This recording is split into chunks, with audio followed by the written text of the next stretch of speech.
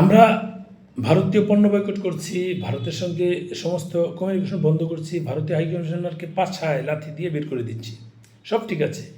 এখন আমরা পাকিস্তানের সাথে কমিউনিকেশন বৃদ্ধি করার জন্য, যেহেতু পাকিস্তানের সাথে ভারতের ইন্টারনাল আকাশসীমা বন্ধ নিয়ে একটা বিষয় আছে, ওই হিসেবে আমরা টেকনিক্যালি আমাদের বিমান পাকিস্তান যাবে, বাংলাদেশ বিমান আবার পাকিস্তান থেকে দেশ, এই সিস্টেম করেছি, যেহেতু বাংলাদেশের বিমান ভারতের উপর দিয়ে যাওয়ার বিধিনিষেধ নেই।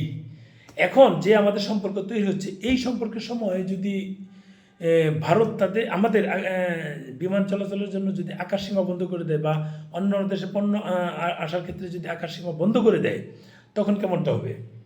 আমরা কিভাবে পাকিস্তান যাব বা আসবো আমাদের বিমান দিয়ে? পাকিস্তানের বিমান তো ভারতে নিষেধ, ভারতের বিমান পাকিস্তানের নিষেধ আকাশসীমা।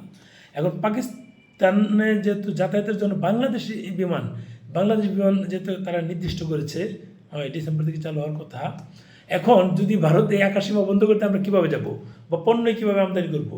আপনাদের মন্তব্য জানতে চাচ্ছি।